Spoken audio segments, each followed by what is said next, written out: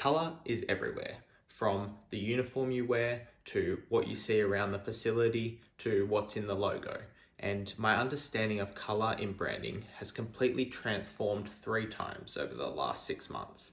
And the third one is what I believe to be the correct way to use colour and what I'll be implementing in my business when I do start it. It began with naively assuming that you just pick a couple of nice colours, put them into a uniform, a logo, and splash a bit of colour on the wall. A bit of an art form, if you will. But I quickly realised that I had no understanding about marketing and this would not make the cut. And it's completely fine if that's where you're at the moment. I then went to Amsterdam and I was in the Van Gogh Museum and I'm walking around reading about the various paintings of this very famous painter. And I stumbled upon the idea of complementary colours. And Van Gogh was a master of using complementary colours to really bring out different aspects of his paintings. And basically, if you don't know what complementary colours are, they're just 2 colours that are very high in contrast, so that when placed side by side, they bring out each other. So you've got red and green, or blue and orange. That really got me thinking about what colours I'd use, what shades of colours I'd use to bring out my logo and really make it stand out. But finally, I was reading a book which had a section about the importance of colour in branding, and it was really relating it back to the marketing side of things.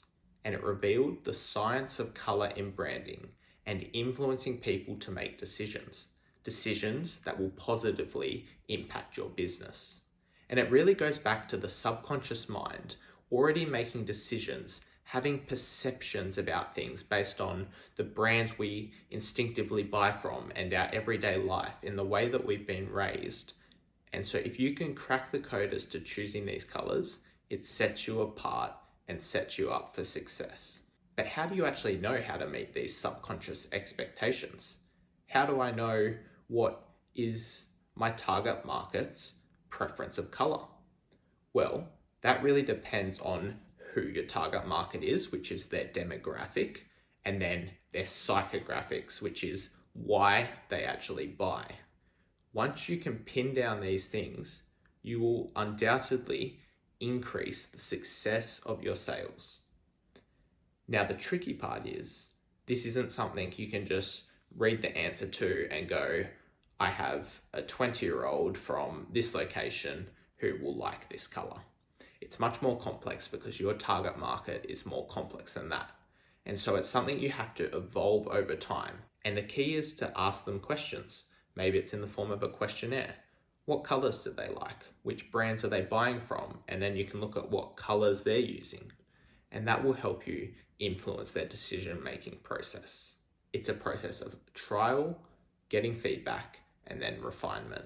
And so what I once thought was really an art form and quite a fun aspect of just choosing colors that look cool, I've realized is a very detailed and specific science.